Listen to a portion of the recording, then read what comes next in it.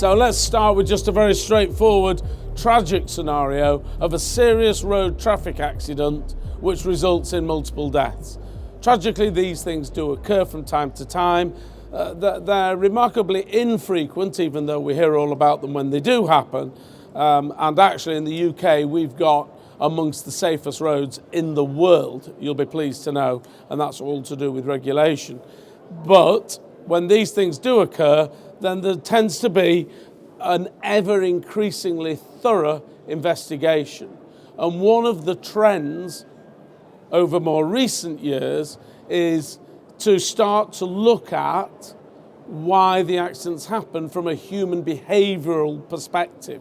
So it's not just about the accident happening, but it's about, could we have prevented it? What steps were there? What signs were there that might have helped us prevent this accident happening, or that we can learn from to prevent it happening in the future? And during the investigation of this mythical accident, it was discovered that this driver had had a number of concerning issues over the preceding 12 months. So let's assume this driver in this mythical accident had had a long and quite distinguished career with your organisation. Okay, you'll have drivers like that. Drivers who you can rely on, who you know are safe, the ones perhaps who were winning awards last night in the ceremony.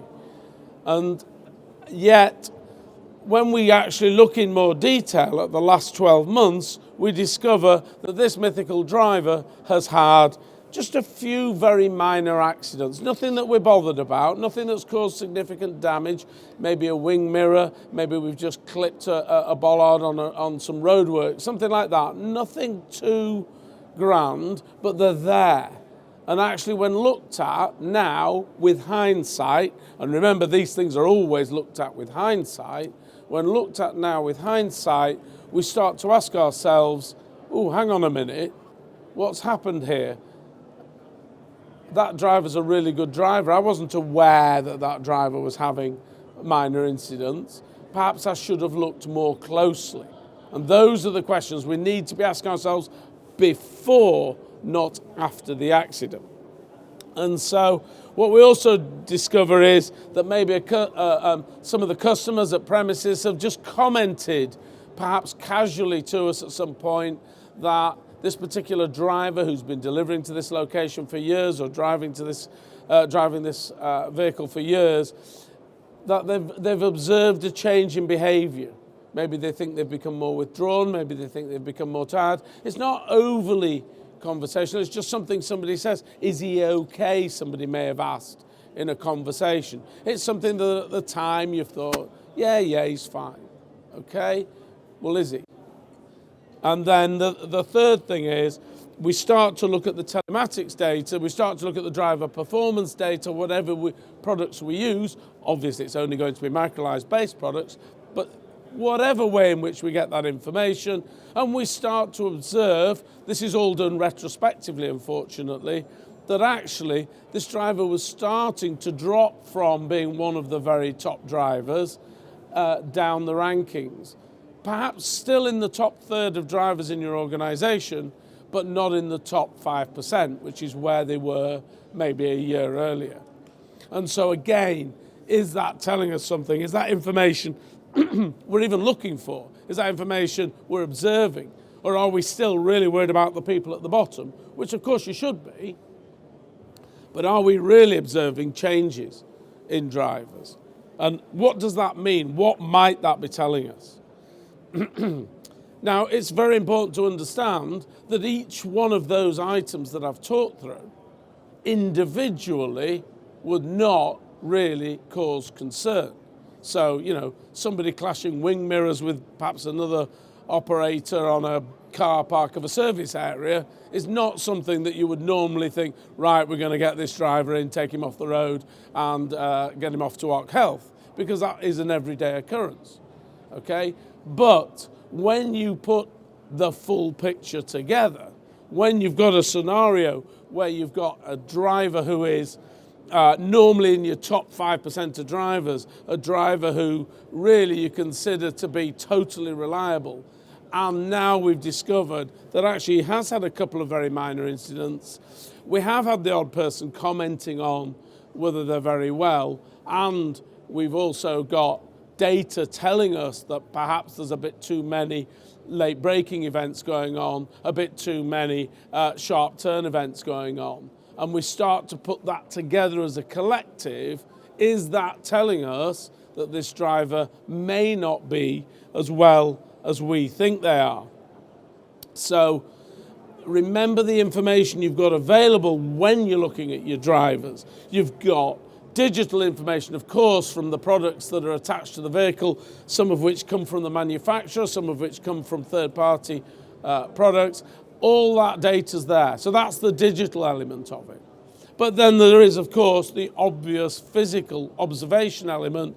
That's you yourself, that's your colleagues, that's their colleagues, just observing behaviours and picking up on whether or not there's an issue. We've got accident record data, and we've got communication from third parties, maybe members of the public, ringing in saying, look, this driver's doing something funny, or they're going too slowly, or they're going too quickly, or whatever it is. And also we've got perhaps even conversations with the individual themselves, where if we're astute, if we're paying attention, we're beginning to realise that those conversations are not perhaps what they were 12 months earlier. So has something changed? What might have changed? So what are we really concerned about? What are we talking about here? And this is a word we hear quite a lot of, and this is our own sort of definition, because quite frankly, I asked around the office, what do you think is meant by the term well-being? And I got about 15 different versions of what people think of well-being is. And I'm not sure exactly what, still I'm not sure, and here I am talking to you. I'm still not sure exactly what well-being means. I think it's one of those words that you know if you feel good, and then you've got good well-being. And you know if you don't, and perhaps your well-being isn't where it should be. But there's a tremendous number of factors that might lead into it. So in this context, what does it mean? Well, it's not just, well, there's nothing actually wrong with you physically, okay? The absence of a disease or an illness. Oh, well, if there's nothing wrong with you, the doctor says you're okay, you've got well-being, okay? But actually it's a bit more than that. It's a complex combination of the physical, mental, emotional, and social health factors. So you might have debt issues at home. You might be falling out with the partner with which you share the house with. You might have a friend or a parent or a colleague who's seriously ill and dying. All of those might be affecting your well-being. It's not that you're ill, it's that you're not on it. You're not connected. You're not paying attention in the way you might normally be expected to be. And so it's a much broader concept. And it's really linked to the happiness and life satisfaction that you feel in the moment. And in short, it's how you feel about yourself and about your life. And so that, for everybody, changes all the time. We all have good days, we all have bad days, we all have bad periods of time. And what's important is that we're recognising this up and down nature of the concept of well-being. And so, obviously, every driver who just doesn't feel on top form every day, well, you better not drive. You can't do that. You'd lose half your staff. So there's obviously a sort of curve here, but there is a point at which your well-being is going to affect your performance as a driver. And of course, driving is a very dangerous activity if you're not on it, if you're not paying attention, if you're distracted, upset, frustrated, or whatever. So it's really important that we understand the impact and when to intervene, when to do something about it. And I'm not saying that's an easy question. So as an employer nowadays, and as a manager nowadays, far more is expected from you than just making sure the driver does a good job, whatever a good job is to you. That may mean deliveries are done on time, or coaches or buses are on to time. It might mean that your customer's happy and the vehicle doesn't have any damage on it and the load is delivered safely. You know, if that's all you're looking at, then perhaps you need to see that this is moving now into a scenario where much more is expected. There's an increasing obligation to ensure that you're looking after the people in your charge and therefore protecting others around you, including other road users. So the obligation is becoming far more than just do they turn up on time and do they deliver on time. So society is expecting increased responsibilities from employers and managers to effectively, actively manage workers to ensure, so far as you can, that the mental state of the individuals working for you, particularly drivers, but it might be warehouse operatives, there are other people who sit into these categories where if they get it wrong it can be very dangerous. You've got to ensure that they can carry out their roles safely, that they don't have an issue that you're not picking up on, that you're not paying attention to, that you're not really observing. And I have dealt with cases, and I'll talk about those towards the end of the slide deck, where managers have been very close to themselves being prosecuted because they didn't react quickly enough to evidence that was in front of them. So this is not hypothetical, this is going to happen. Sooner or later we're going to get an individual manager being prosecuted because they should have known, they should have seen, they should have acted sooner. And then you don't want to be that person. But if you are, just come to me, I'll try and help. Okay, so what should have happened? If we're looking at this, I always say this is the starting point, okay? You cannot afford to give the benefit of the doubt. You know, oh yeah, it'll be all right. I know Jim, he's fine, okay? You can't have that approach anymore. So the starting point is it may not be all right, and it's definitely not going to be all right after an accident. Because after an accident, they're going to say, well, what did you do? What did you think? Why did you think it was going to be all right? What actual exercise did you go through to say it was going to be all right? So just thinking it's going to be all right isn't enough. What they want to see is active management of the situation, not a sort of passive wait and see. And that's a really big shift in the last probably 5 years, 7 years maybe, where we're moving from a sort of benefit of the doubt scenario to actually know, intervene, do something about it, check, make sure you're happy. As soon as concerns arise, act on it. That is a really salutary lesson.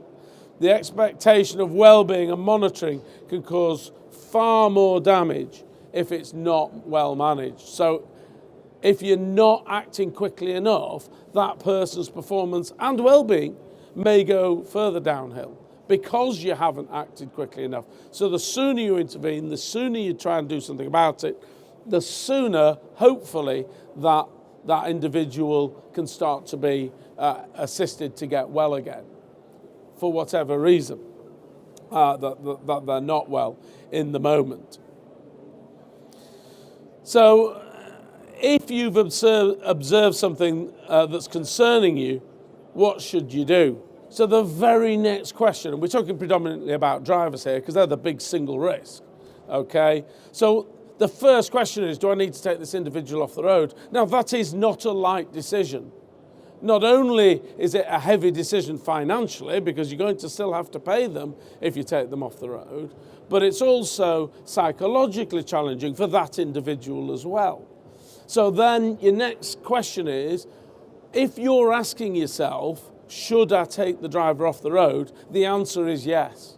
Okay, that would be my legal advice. If you're asking yourself that question, you're already concerned that they're not performing as they should be in that role, and you don't necessarily know why. So if you're asking yourself the question, take them off the road. Act first. Don't act after it's too late. So that's your first stage. Secondly, look at the information you've got within your organisation. So in larger organisations, you may have an insurance team that's dealing with the accidents, so you don't really know anything about them. You may have a compliance team that's dealing with the regulatory performance and also the customers. And of course, you may have a customer service team dealing with complaints or observations from third parties. Well, have you or has somebody got access to all that information so you can see the big picture? Or are they in silos in different parts of your organisation and nobody's drawing up the dots and saying, whoa, hang on a minute, I think we might have a problem? So ask yourself that question in your organisation. Do I have access to all the information I need to make a proper assessment of my drivers as a rolling process? And of course, most drivers, most of the time, you won't have an issue with. But you need to know if you're going to start getting an issue or if an issue is beginning to develop. And what you then need to do is create a culture. Now, I come to a slide with some case studies, which I'll talk through briefly in a moment. But one of those case studies observed that why do drivers not come forward when they've got problems? Now, I've done an unbelievable amount of bridge strike cases over the last, and as a firm, we're probably doing about 150 to 200 a year bridge strike cases, okay? Now, a lot of those bridge strikes, the driver cannot explain why they drove under the bridge. They just don't know. They don't remember. They weren't thinking about it at the time. And in many of them, you then discover that they had significant personal issues. Their mother was ill. Their wife had left them. Their child had broken an arm or a leg or something. They had major personal issues going on at that time, which meant they were severely distracted whilst driving because they're worrying about this other thing. And so what's important is that they feel like they can step forwards and say something about it. That they feel like you're not going to reject, dismiss, or not even be interested in whatever it is that's bothering them. You've got to give them the facility to step forwards. I think that culture is fundamental, and I'll show why in a moment. They shouldn't be frightened of losing the job because they've come forward to say they think they've got a problem. Because if they're frightened of losing the job, they won't step forward. Some will, some won't. Subtle information that you've got access to, of course, like driving standards dropping, harsh braking, speeding. What's that telling you? It might be telling you nothing. Okay? You can't just jump and say, oh, you've got a speeder, take you off the road, we're going to send you to Ock Health. You know, you've got to be proportionate. But it's part of a picture. And it's part of a picture that collates over time with other things. So put it together. And, you know, in the end, the big single factor will be changes in behaviour. Observing changes in a specific individual's behaviour. And then observing from that what's changed. And asking that question. And so, effectively, take responsibility and demonstrate commitment. Give responsibility to others in the team as well, so that they're looking and understanding what's going on and looking for what might be going on. And obviously, enforce compliance. Have a policy that's dealing with this, so you can fall back on your policy. I think we've got something ridiculous like 160 policies in our business, which I can pretty much guarantee only about 2 people have ever read. But the truth of the matter is sometimes policies are actually useful. And if you have a policy that says, I have concerns over a driver's performance, first of all, first question is, get them in for an interview, speak to them, understand if they've got personal issues. Any concerns at all, they're to come off the road. Okay, if that's in the policy, then you've got backup when you're making that decision. And the drivers can be aware of that, they can understand that that is going to happen, and they won't feel quite so threatened by an unknown outcome. Make sure that drivers know what's expected of them. You know, if they are having personal issues, personal problems, life issues, then they should know that their job is to come forward and tell you. Their job is to talk to you about it. Their job is to seek help before it becomes a tragedy. And of course, look out for your sources of information and look for feedback from others as to what you might be seeing. And remember that as employers and therefore as managers of businesses, it's your responsibility, the employer's responsibility, as well as the employee's responsibility to take reasonable care. The employee should cooperate with you in the process, and that's an educational piece. A lot of employees don't realise just how much health and safety could be put on them. In other words, if they don't follow your rules, they could be prosecuted. It's very rare that the HSE prosecute operatives, if you like, very rare, for breaching the Health and Safety at Work Act rules from your policies, but they can do. There is an offence. And it's important that there's a consultation. So if you have a Health and Safety committee, if you have union input in your organisation, make sure that they're aware of this and aware of the issues arising out of it. And then, obviously, when you're for work, you should be competent to do the job, physically able to do it properly. Managers should be able to organise a safe working place, but it's about controlling the risk here. It's about understanding that there is a risk and controlling it and making sure you're not allocating somebody to do work when they're not fit, even though that does mess up your day. And of course, it's all part of recruitment and training to make them aware of your expectations when it comes to well-being, when it comes to things in their life that are going to affect their performance. So I'm going to just touch very quickly on 3 cases. The first one is the Alpine plane crash. You'll all remember it, the Germanwings pilot who deliberately flew into the Alps, killing everybody on board. Andreas Lubitz was his name. Why is he an example, okay? Because he'd been diagnosed in the weeks or months before this event with psychosis. So psychosis is a condition effectively where your brain is telling you to do something abhorrent and you feel it's the right thing to do, okay? So you are ill, mentally ill, and he knew he was ill. But he didn't go forward to his employer. Now, I've read the fatal accident investigation. It's German, obviously, in Germany into this incident, and they feel that that pilot didn't step forwards because that he was scared he would never be able to fly again. And he didn't feel he'd have the support of his employer in anything. That's what they think. Obviously, he was dead, so they couldn't ask him, but they feel that was a big inhibitor to him coming forwards and saying to his employer, I've been diagnosed with psychosis, I think I should be grounded. So you've got to facilitate a method through that means that they feel supported when they're coming forward with something that might take them off the road. And 9 times out of 10, it won't take them off the road for very long, and you'll be able to sort it out. And on those very rare cases, 1 out of 10, where they do need long-term help and they may never drive again, that's a journey then that they start on that at least you've supported and assisted with. And then we've got the Glasgow bin lorry accident, which everybody's familiar with, and that was a driver who also had a medical condition, also it had been diagnosed, and he had a very rare condition that meant occasionally he fainted for no apparent reason. He'd had it with his previous employer, he'd then moved to work for the Glasgow City Council, and very tragically on that day, he fainted while driving the bin lorry and killed several people and injured many more.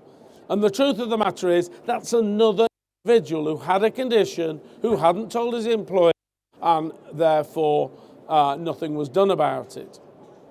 And, you know, you can't necessarily deal with a bad person who really recklessly ignored their own medical condition. But the truth of the matter is, I always wonder in these cases, were there signs?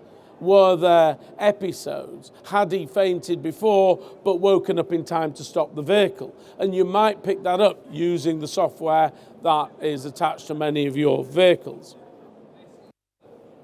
And then the Coventry bus crash involved a driver where there'd been a series of events, a little bit like the scenario that I gave you at the beginning of this presentation, where he'd had two very minor incidents. He'd had his green road score, so his telematic score was dropping. He was still green. He was still green, but he'd had a few red events. This is a driver, that for 30 years had never had an issue. And suddenly he was getting some red events, and he was getting observations and complaints from members of the public that he was driving too slowly. Okay? And when you put all that together, you have a concern, what's going on? And the organisation, to give them credit, both got the evidence and also were putting it together and were acting on it, tragically not fast enough. And that's the case that tells you if you have a concern, the starting point is take them off the road. Because had that happened, that accident wouldn't have happened.